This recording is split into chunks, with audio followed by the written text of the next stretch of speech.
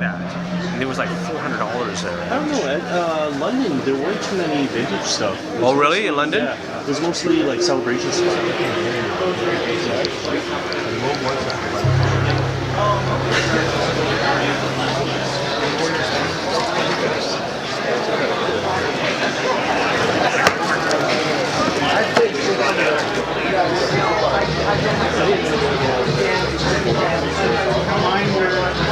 That's nice.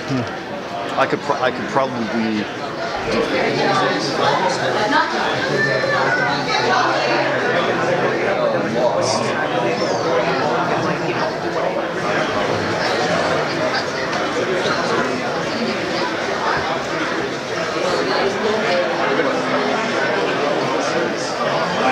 Hey, how you doing? She's very cute. Obviously, the Millennium Falcon is This is a treehouse logo. This is what I do every year. You have to stop the train.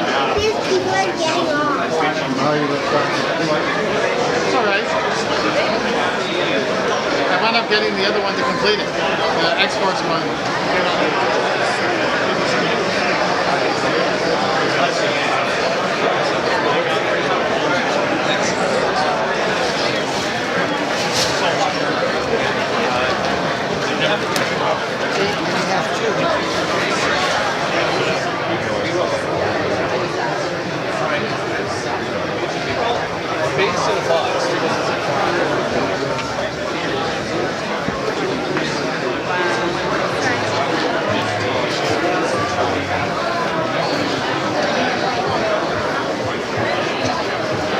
That's why I liked your big one. That would be awesome.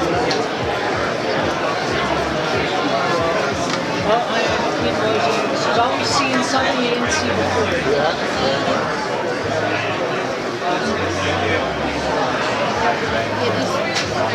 I swear to God, it feels like the grocery store fruit one.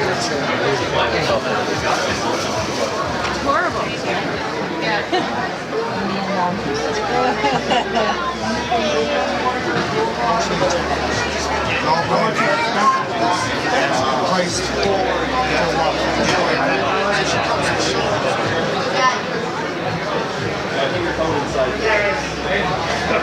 Thanks for watching.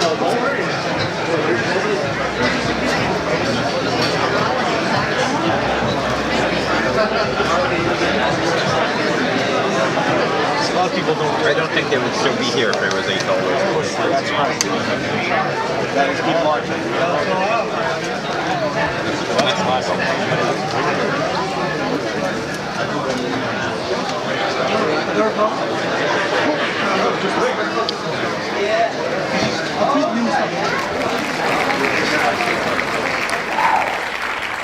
Yeah.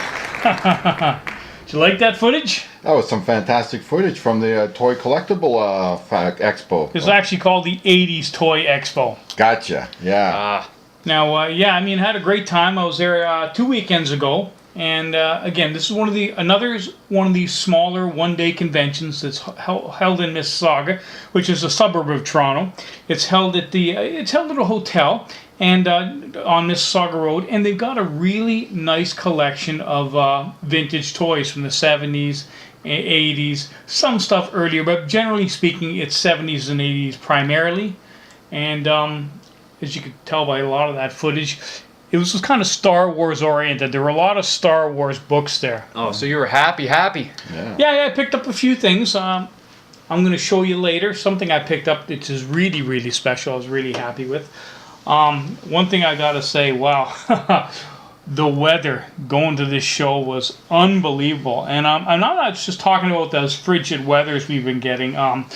It was like minus 60, 65 in Chicago, something like that. Something crazy, but yeah, I don't know, man. We've been getting like 20, 25 below zero weather here. We're extreme cold weather alert for what, 2 weeks now? Yeah, we hit minus 40, but it was the snow. I mean, the snow. I don't think I've seen it this bad in years. So, anyways, it was really hectic. I haven't shoveled so much. Yeah, it's hectic getting there, but we did, and the turnout for the show was fantastic, considering how extreme the weather was. So, Well, yeah, to end it off, yeah, extreme weather, it's here to come, man. It's the new normal. yeah, So yeah. I brought a weather-related book just to Yeah. show, just so we all feel the same pain, you know?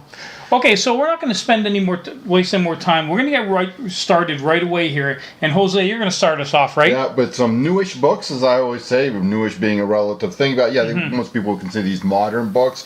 So for it's going to be issuing, going through 2 books here. One of my favorite characters from Birds of Prey, and of course, a huntress, off again, on again, member of the team. And the main running theme of the segments that I'm going to be talking about is books that have a speculative factor, a spec factor. So yeah, so some collectors get a little bit blinkered and think, collect only key issues, things like that. There's other factors in collecting. I mean, cover appeal, characters. I mean, for this being, it's cover appeal of the huntress character. Yeah, so finding them sweet, cheap, non-variant covers from this character, it's actually more challenging than one might think, but here we go. So the spec factor on this is, of course, the Birds of Prey movie, and let's talk a bit about that. Yeah, it will adapt the Gotham-centric DC superhero team, headlined, of course, by none other than Margot Robbie as Harley Quinn. Yeah. Kathy Yan will be stepping behind the camera for the movie, which is known as Birds of Prey and the Fantabulous Emancipation of Harley Quinn. No, seriously. Yeah. I think I'll just call it Birds of Prey for brevity and sanity's sake, though. Yeah. Yeah, Yan will be the first Asian American woman to direct a superhero movie. Marvel did recently announce that Chloe Zhao will take on an Eternals movie, but Birds of Prey will be released long before then. Christina Hodson, whose name some may recognize as the writer of the upcoming Batgirl movie, has apparently written the script. Also cast for the film are Mary Elizabeth Winstead playing Helena Bertolini, the Huntress. Journey Smollett-Bell will play Black Canary. Rosie Perez is Gotham City Police Detective Sergeant Renee Montoya, and Ewan McGregor is on board as the villainous Black Mask. Cool. Yeah, Ella J. Basco will play Cassandra Cain, familiar to DC comic fans as Orphan and as at one point Batgirl. Yeah, Basco's Cain will be a central figure in the movie, with Harley Quinn, the Huntress, and Black Canary protecting her from Black Mask after the young Cain stumbles across a diamond that belongs to him. Actor Chris Messina will play resident shirtless scar-marked serial killer Victor Zsasz. Yeah, Messina's version of Zsasz will reportedly be working in cahoots with the movie's main villain, Black Mask. Apparently the movie's going to be rated R. Yeah, with R-rated features having proven to be a financially viable alternative thanks for Marvel and Fox hits like Deadpool and Logan, this is a major creative step for the DC entertainment universe. Yeah, nice. They've marked for February 7th, 2020 as the release date. So, talking about this first book, this is Birds of Prey issue 57 from September of 2003, cover artist Ed Benes. Now, in my humble opinion, this may be the best modern age Huntress cover, as it stands apart from the rest, pretty much of the rest of the run from 1999. Cheap copies I've noticed have been drying up online, but it can still be snagged for about $10 US or less. Yeah. It's sexy, it's tough, it's just a damn great layout. This is, in my opinion, virtually a perfect cover. Nothing too fancy, and it gets all of the points across. The shattering glass gives the cover great depth, as does the 3D-ish pose of the Huntress foreshortened kicking leg. This has the feel of a much more modern cover than it is. It just doesn't feel 16 years old to me. Yeah, truly. With a print run of 27,783 copies, this book won't pop up all over the place, but they're definitely out there on the cheap. Yeah. Now, with all the hype that's starting to swirl around this one, I wouldn't sleep on it for too long, as I think, and I'm predicting here, it gets into the $25 or $30 US range and doesn't come much down from it at all once the trailer for the movie drops. Oh, yeah. Okay, so the second book there, we are featuring from the first series again. This is Birds of Prey issue number 69. A year exactly later, September 2004. Cover artist Mark Teixeira.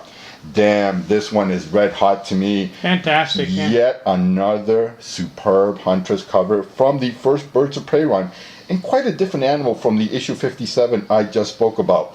Now, in my opinion, these are the 200th Birds of Prey issues to dig out. Now, this is text at its best.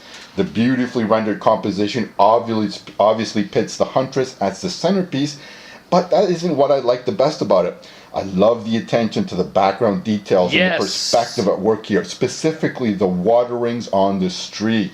Now, the Huntress's face probably is the best aspect of the figure work. So many of these sexy good girl covers these days have a case of what I call butterface, but not this one. Yeah, I think she looks hot and tough and downright formidable. This is an easy get for a $5 US. Do yourself a copy and dig out this one when you grab a copy of issue 57. Do yourself a favor and grab what's Yeah, I picked up both copies from Mike's local Altered States. I probably picked them up sometime, I think, in 2017 for like less than $5 US, $4.50 Canadian. Sure. Oh yeah, we've shown other Birds of Prey. It's a great series to pull covers out of. I mean, it really is. There's so many in that run. Gail Simone, awesome. Yeah, awesome writer. If the movie does well, you're going to get a pop. You're going to get a pop on these books. These are the books to get for Huntress. Of course, the movie sucks. Anyways, that's a great way to start, Jose. Thanks for bringing them in. A good cover, it's its own reward. Okay, next we got a twofer from Big Mike. Are these both modern books you're going to be showing? Or? Well, this is a modern book. The next one is 1989. Cool. Yeah. So what do you got here? What do you got for us? Well, Jose was just talking about Batgirl. I had to show the latest art germ. I've been watching all kinds of channels this week. Everyone's top 10 lists and stuff like this. Went out on Thursday. Grabbed one of the last copies I could find. I hope Sandy has one. My store didn't have any. They're gonna be gone. It's Art Germ. He's made the transition from Supergirl now to Batgirl, and he's gonna be creating a buzz for that run. So this being the first of the run, it's probably gonna create some more extra heat on it. It's probably already a $10+ book, and I could see it easily making $20 in a month. Think Sandy put one away from us? I don't think so. I don't know. I guess I'll find out this week. Yeah. But you know, I actually got this from Gotham Central, so maybe we should check those guys out first. We could. You know. Great cover. What can you say? Art Germ, send it out. Keep hitting it out of the ballpark. So beautiful. Now, what's next is just we were talking about how damn cold it is. Yeah, it's so cold. Even Spidey's wearing like a Santa Claus hat, man. It's cold out there. Well, they just got kicked out of their apartment, which sucks. Can you imagine if it was this cold out? This is from 1989. You know, I only paid about $3.20 US for it. Yeah. It's from the midst of the McFarlane run, isn't it? Yeah, 89. So it's a $5 bin, right? Yeah, from the $5 bin, and you know, and it's a book that's probably would drop for about $15 now. Okay, you know, it's volume 1. It's a high grade, fantastic. But the reason I picked that out, bar none, is just cover appeal, man. It's just, I love it. It's cool. You know, it's not. Well, it's an amazing Spidey. That's know I dig for under 100, but every once in a while, you know, for $5, sure. Yeah, seasonal topic. Ding. It's blasted cold out there, and you can't go wrong. McFarlane has his fans. Yeah, cool. He does. Great book, Mike. Thank you. Thanks for bringing it in. Okay, so the next book is mine, and this is a retro rare pickup. I picked this up at Sandy's about a month ago. It was on his wall. But you know, I've been looking for this book for a while. I'm a big fan of Dazzler. I've shown my copy on the channel. So this is X-Men number 130 from February 1980. Needs no introduction. First appearance of the Dazzler. Been looking for it for a while, like I said, but sometimes a lot of time you see it at the comic shows, I find they're either overpriced and undergraded, or you know, I've just never been able to. And even this, I mean, Sandy had a price tag of $95 on it, which it's a little top heavy. A little top heavy. Yeah. But he gave me it for $80, and I've been looking for a while, so I've said, you know, what the hell, I might as well. It's not a bad price. What would you say, like a VF? Well, VF copy. Yeah. Which, you know, like I said, a very favorable exchange rate. I mean, you're getting what? You're losing, over 70 cents. You're losing, you know, like something like that. So it's under $60 US for a VF copy. That's reasonable. That's a good price. Again, tough black cover. And, you know, it's funny. I mean, promoting a very much a disco-themed character at the end of disco. I mean, 1980, 81. As the 80s come screaming in. then Disco Yeah. goes So screaming just sang out. But one of the hit songs on Yeah. the radio I mean, right it now. was in would have been- conjunction with Casablanca Records that they try to cross promote, create a character, Yeah. and that they were gonna basically Casablanca never pulled through. But they were gonna try to, Yeah. I guess, create a character for the market called the Dazzler, but that never fell through. Well, But we still hey. have the Byrne classic cover and the story of the Dazzler, a very popular Yeah. X-Men. I from think, that run. if I'm not mistaken, Byrne does the artwork on the inside. Oh, he but does. I think it's Romita. I think that's a Romita, Romita cover, yeah. Yeah. Are you it's sure? Romita, yes, Yeah. it's I could Romita. be wrong, Romita no, but I'm it is. pretty- It is Romita cover and Burn on the inside. You're correct. Absolutely. I remember watching our old episode. I think it's a know. Byrne cover, but Paul will No, put up the graphics It's on Romita. that. It's Romita. It's But Romita. either way, it's from that the John Byrne era, and we're all trying to, or at least me and Mike are trying to collect the entire run. And I'm so happy to I just knocked another one off my checklist, one I'm looking for, and I'm happy with it. Hey, it's not a near mint copy, but it's certainly good enough for me. That's for sure. Yeah, you finally got the book you've been hunting for at least a year or two. Certainly did. And next up we got Jose, and this is another twofer, right? Yeah, twofer. Speaking of that legend, John Byrne, Byrne cover here. This is Legends issue number 3 from January of 1987. It's the first appearance of the new Suicide Squad. It's the death of Blockbuster, and there's even a President Ronald Reagan cameo appearance in this issue. Oh, cool. Yeah. Now, if anyone hasn't heard by now, James Gunn from Guardians of the Galaxy has signed on to write and possibly direct the next Suicide Squad movie. Mm-hmm. Now, that being the case, did you know that this was the first appearance of the modern Suicide Squad? No. It must not be common knowledge because somehow this book is less expensive than Suicide Squad issue number 1. Mm-hmm. Now, no disrespect to that book that I'll be talking about in a minute, but when is the first appearance worth less than the first issue?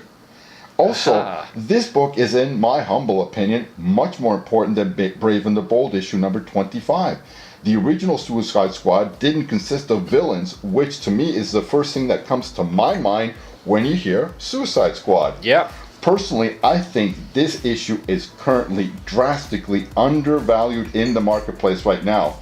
With the hype machine in full effect right now, raw copies have gone from $10 to $15 US to well over $25 US in most cases. Major online retailers are charging over $30 US for VF copies. Now, there has been a similar push on graded copies with 9.6 doubling in price. However, for some reason, the memo hasn't reached people selling their 9.8 copies. Now, apparently there's still some copies available for around the $100 US mark, but that won't last long. Really? Yeah.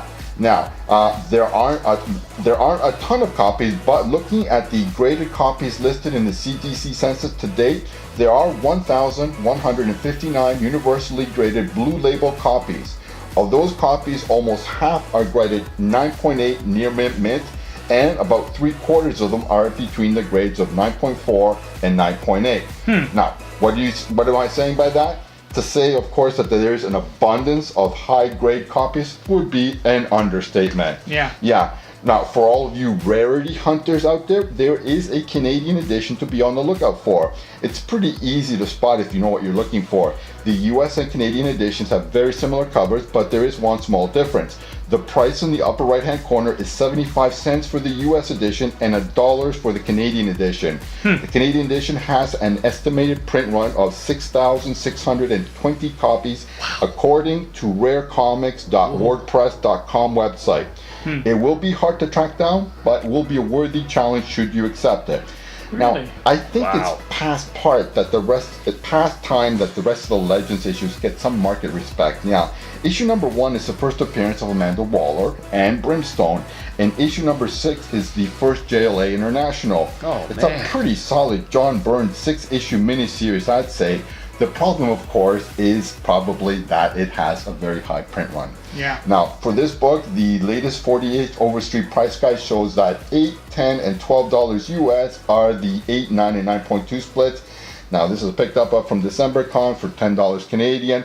It's about a VF Near Mint 9.0 copy. Can't go Nice. wrong at that price. Can't go wrong at that price. No, man. Yeah, so underneath, of course, I mentioned it. This And is something I've shown. Yes, this is Suicide Squad issue number 1 from May of 1997. Yeah. Now, as I said earlier, I meant no disrespect for this book. It's a classic Howard Chaykin cover, to be sure. And with it being a black cover, it is tough to keep in high grade. Yeah. Now, does that mean that this book should be more valuable than Legends issue number 3? I don't think so, but you can all make up your own judgment about that. Yeah. Regardless of the debate between these two books, I do think that this has plenty of room to grow if the movie is a success at the box office. Yeah. As I mentioned before, this book is slightly more expensive than Legends issue number 3 at least for graded copies. 9.8 copies have already passed well the $100 US mark. Raw copies, however, are all over the place, with some going for close to 50 US and some close to 15 US. Yeah. Now, if you really want to invest in raw copies, you'll have to watch out for good deals at your local con or at your local comic book store. Yeah. I nabbed what I would consider a decent mid-grade copy, 5.0, for just $5 again at the Toronto Comic Book Con. $5 Canadian is $3.50 US. Yeah. Now, time will tell, of course, but I do think that 9.8 copies should end up around $200, $250 US once the trailer for the movie drops. The 48th Overstreet price guide shows $31, $53, and $75 US at the 8, 9, and 9.2 splits. Yeah, so this book is retained. It's starting to get up there. I would say. There, yeah. Yeah, It's but I starting don't to understand it why, because it's Yeah. not the first appearance of the modern Suicide Squad. Understood. Yeah. Yeah. Anyways, those are great books, Jose. Thanks for bringing them in. No problem. Okay, so next up we got Eagle-Eyed Oog, and wow, that is a really nice cover, Mike. Couple of it's like a McFarlane theme tonight, and the reason I bought this is because I've been watching a lot of you guys out there in the YouTube community. Plus a very nice McFarlane cover. But it's also a very beautiful cover, and even if that pans out or not, I don't know if that's rumor, spec, whatever. But I mean, it's a beautiful cover, so why not? Yeah. Nice. McFarlane And McFarlane again. And now, here's the thing. I bought this at BMV. You know, I shouted out about how they were drying up. But this is one of the books that I did get that day. And I love problem books. This is actually a problem book. You can't see it face on. I didn't even see it face on. This was a week before the movie dropped. Yeah. For $50. It looks like a 9.4, 9.6, looks high grade to 9.2. me. Looks high grade. But I usually don't try to mention if I think it's above a 9 min. I know it's really tough. Then go get it it's slabbed. really tough. But there is a fold that goes like almost right across like this that you can only see on a certain angle. Yeah, Something that could possibly be pressed out if there's no color break. It could be possibly pressed out. There's no color break at all. But it's a moot point unless you're thinking of getting it slabbed. Exactly. Yeah, and you're not a slab guy. And I'm not a slab guy, but not only that, but also if you get something pressed, and I've seen this, and maybe you would be able to see it too, is that sometimes you lose the gloss on the if cover. the person doesn't know what they're doing If and the have heat is too high, you see it's almost Just like a give it to matte Sandy. finish. He'll figure it out for you. He won't ruin your gloss. He's been doing it a long time. Oh yeah, I know. But I don't need to. I think the message is to know who you're getting, the person that is doing this. Make sure they're knowledgeable and know what they're doing, because you can damage your book by pressing. Oh, absolutely. Cool. That's the takeaway from that. Yeah. Absolutely. But so 37 US, 38 US bucks. Yeah. Hot book at the time. Happy. Fantastic book, Mike. Thanks for bringing it in. Okay, now we're something a little bit different. We haven't done this before, but collecting is where you find it, and it's not always about comic books.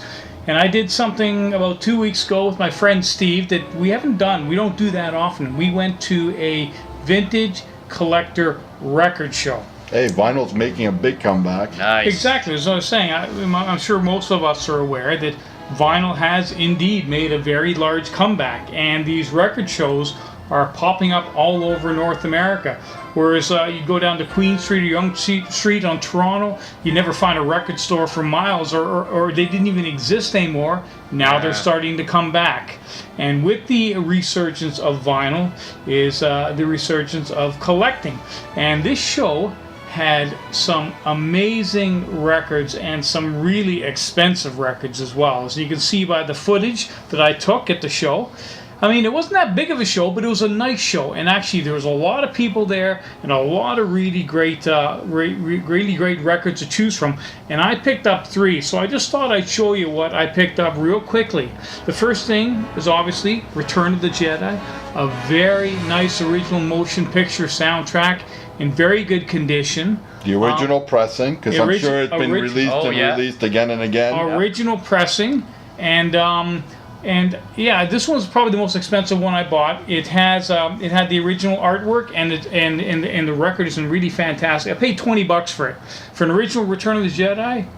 I think I did really well. Oh yeah, I think twice that price would still be a reasonable deal. So yeah. What do you got under there, Mike? What I had Star Wars on 8-track. Oh, there's a blast of the past. There's a blast of nostalgia for you. That's right. That's right. And now this isn't just this is again Black Hole. This is not the soundtrack. It's the original. It's like the storybook record. So it's got an abbreviated version of the actual film on the vinyl. Comes with the original artwork on the inside. The vinyl is absolutely pristine. I played it, really enjoyed it. And it's also got the 12-page souvenir photo album too? Yeah, it does. It comes with the photo album. Like I said, the original artwork on the inside cover. And it was an excellent condition. I paid $15 for this. I mean, to me, I thought it was a steal, and I was super excited. It's kind of a bit of a cult classic, and it's got a really nice cover. I will say I really like this cover. Interesting fact about the Black Hole: I remember we used to have a theater that had double features all the time, and this was the first half of the double feature: Black Hole, and believe it or not, heavy metal. Yeah, that's right. The old Dixie 5. Memories, memory lane. So very, very happy about this score. And Mike, what else you got underneath there? And the last one is. Look at the last one. People. 1980s movie, Again, I think, or late 70s. Not an expensive album. Came with it, but again, the vinyl's pristine. The soundtrack is excellent. Remember at the time, the Kashikinski in the 80s was one of the hottest girls. Wow. We do something. Talk about good girl covers in comics. This is a record good girl cover, man. Wow. What does Bowie have to do with this? He did one of the songs, didn't he? Putting out the fire with gasoline. Yes, that's right. That was like the title track that went right to #1 at the time. At the time, yes. So it's an original soundtrack. The vinyl's perfect, and I think I paid $10 for it. And for that price, wow, you can't go wrong. It was a steal. And it has the big music producer from the time, Giorgio Moroder. He also did the revamped soundtrack for Metropolis, the classic black and white movie. Yeah, Moroder was a big producer there in the early to mid 80s. Yeah. So I wouldn't say I'm a big collector of records, but I do enjoy it. I know my buddy Steve has a massive record collection. And CDs, yeah. I've got a couple crates. So we're gonna be going to these shows every once in a while, and if I have my video camera, I'll show you some footage. Man, maybe not everybody's interested in it, but I'm sure there's a couple people out there that are. Oh man, you know what? I've kept my best ones, the ones that had the most emotional tug for me, and the one that had the sort of quote-unquote best covers. Yeah. And I've framed and hung them up. Like I said, that is a beautiful cover. Yeah, it's artwork. Yeah. Anyways, back to our regularly scheduled program. And next up, we got Jose, and he's got a real nice copy here of Moon Knight #1. Wow, Jose. Yeah, from November of 1980, Moon Knight Origin issue. It's also got the first appearance of Bushman and the first appearance of Khonshu. Cool. Yeah, everyone. Moon Knight #1. Now, this isn't even Moon Knight's first appearance. It's not even his first solo story, but it's still a very important key issue. Marvel head honcho Kevin Feige has mentioned having an interest in adding Moon Knight to the Marvel Cinematic Universe in the future. Cool. And let's face it, at this point, buying up copies of Werewolf by Night #32 is not exactly a cheap strategy. Mm-hmm. Yeah. Even the Marvel Spotlight issue #28, first solo appearance, has gotten pretty expensive in the high grades. People with 9.8 slabs are asking for $1,000 US for that book. 1,000? Yeah. Wow. Believe it or not. But having said all that, this book right here, issue #1, hasn't really caught that much heat in the market. So why do I think this is a great investment? Moon Knight isn't exactly a household name at this point in time, so they would need to, I would think, do an origin story, and this issue is the origin. Now, even if they don't do an origin story at this point, the villain in a Moon Knight movie would, in my opinion, have to be Bushman, who makes his first appearance in this issue. Picture Mark Spector and Bushman and their team diving into a newly unearthed Egyptian tomb a la Raiders of the Lost Ark. They discover an ancient shrine along with piles of treasure. But just as they start to celebrate their discovery, Bushman shoots everyone. He takes all the loot for himself and turns to see Mark barely clinging to life. Sorry, buddy, it's just business, Bushman says as he seals the entrance to the tomb. Dum dum dum. Dun, dun. Mark crawls over to the shrine and puts a bloody hand on the base to lift himself up, and the statue springs to life and tells Mark that he can have vengeance if he vows to be the fist of Khonshu and punish those Khonshu finds unworthy. Mark agrees and is revived again as the Moon Knight to travel the world, chasing after the man who took everything from him and left him from dead. Yeah. Who doesn't want to see that movie, huh? Now, Sounds good, yeah. yeah, anyway, my crazy fan fiction aside, let's get to the latest Overstreet numbers on this bad boy. The price guide shows $19, $30, and $40 US as the 899.2 splits. Currently, there are 1,587 universally graded blue label copies listed in the CGC census. Of those, almost 3/4 or 73% of them are between the grades 9.4 near mint and 9.8 near mint. At 9.8, they're dropping for around 180 US on average. Wow. However, at the 9.6 split, they're 2/3 cheaper at only 60 US. And at the 9.4 grade, they're 20% cheaper still at only $48 US on average. That's just Wow. crazy. If you're considering going to slab through, make sure, of course, then that means that it's at least a 9.4 near mint if you want any kind of healthy return on your investment. Okay? Paid, I think, $50 Canadian from Retro Rare from Sandy. Nice. At the time, which was about around $35 US. Yeah. It's a nice, I would say, VF near mint 9.0 copy. You know, can't complain. You're happy. Sure. It's a nice book.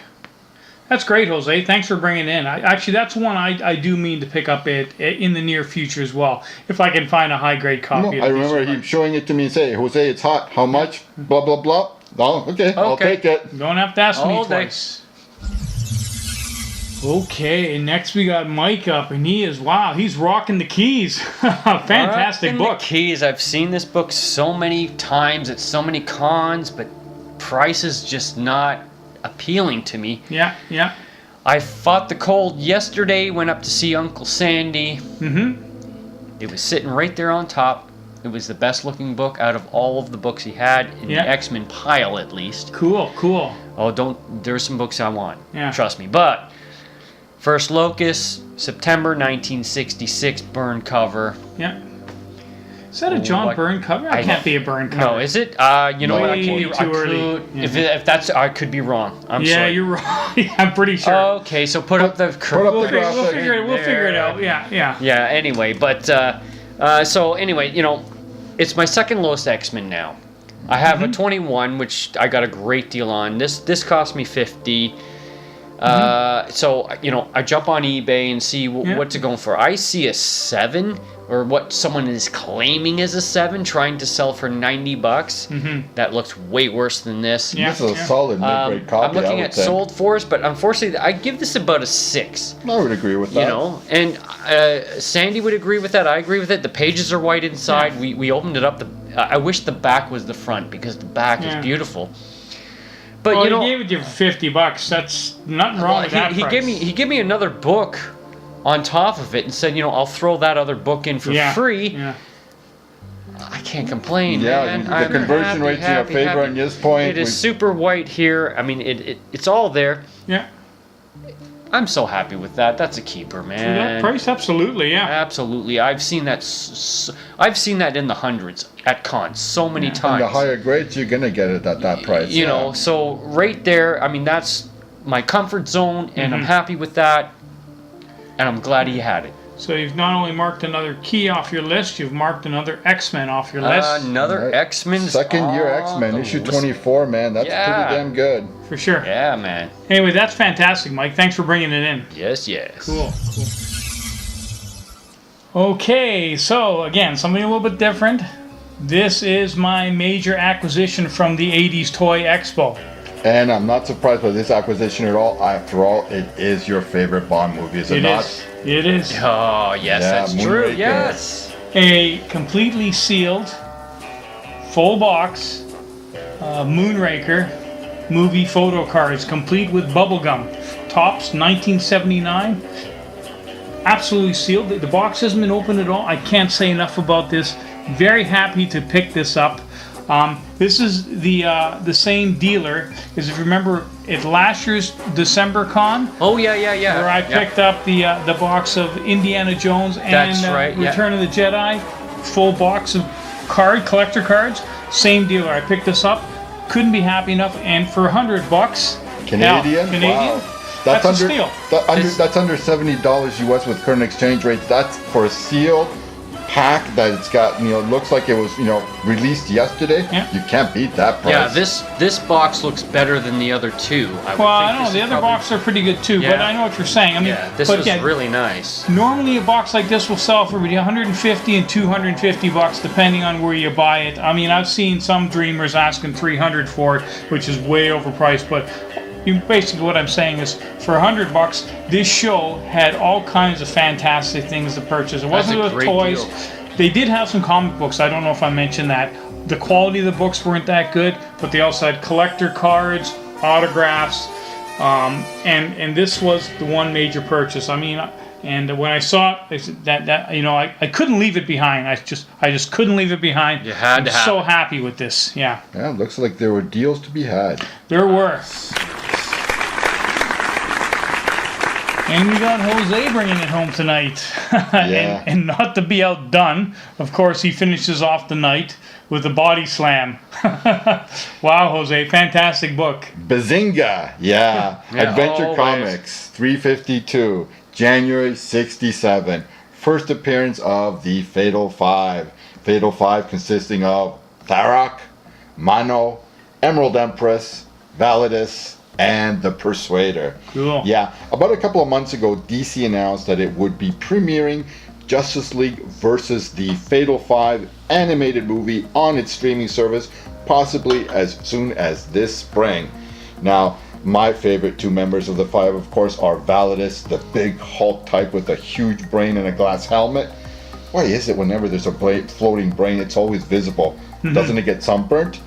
Anyway, of course, and then there's the sexy Emerald Empress, which I think is really a Polaris / Scarlet Witch amalgam knockoff. Yeah. But I digress. Realistically, this was a cheap book if you weren't too picky on grade. There were recently plenty of recent copies online for sale around the $20 US mark on eBay for this one. I think it's only really the high-graded slabs that are pricey and command quite the premium over the reader copies. Yeah. And now, as of shooting of this segment, there were only 46 Blue Label universally graded copies in the CTC census. Of those 32 were graded at a VF 8.0 or higher. Now, I checked the old eBay at the end of January, and there were only 2 copies left. A raw copy that was a decent mid-grade copy for 35 US and a ragged low-grade reader for 10 pounds from the UK. So what does that mean? The speculators have struck and clean out the cupboards at the old eBay on this one. Yeah. Well, that's tant pis, as the French would say, as I snagged my nice, what I would think but VF 8.0 raw copy back in 2018 from the Big P. Now at 120 Canadian, which currently with exchange rates is something around the $80 US mark, I think I got a reasonable price on this book, The 48th Overstreet price guide breaks on this one show $38, $69, and $100 US as the 8, 9, and 9.2 splits. You know what? It's a very nice book in very nice condition, very appealing cover with one of the main villains, team of villains that the superheroes, Legion of Superheroes faced over the years. Over 50 years for this, they're still relevant. The makeup has changed over the years. Have over 120 appearances throughout the years. Wow. It's one of the major villains for them, and you know what a big Legion fan I am. Yes, absolutely. I was very happy when I picked up this copy in this grade. I love Legion and Adventure Comics. I try to grab every time I'm at the con at least one. Yeah. Well, Jose, you can't go wrong with that book, and it looks like quite a nice high grade Oh, too. I said a Butter Really? BF 8.0 coffee. it's Yeah. super nice, So man. I'm, you're really kind of trying to show me up. I'm thinking, eh? When it comes to the Legion, I'm there, man. Actually, in the future, I will be highlighting a big acquisition of mine. I recently picked up a second appearance of the Legion. Cool. Oh, you bugger. Yeah. Okay, well, guys, Food I for think thought. that's it. We're gonna call it a night, and no better way to end than with that. That's for sure. So, guys, again, I think we got a bit long-winded. I'm thinking it's probably gonna be like a 40-minute episode, but hey, you got to do what you got to do, right? Yeah, we're running long, Lots so of let's stuff all to show. Yeah. let's all just say hoy hoy and happy hunting. And if you like what you saw, leave the comments because we like reading them, and we'll always respond, even though sometimes it takes a couple days. We always respond, and we will see you next time. Special guest Mike. Yes, yes.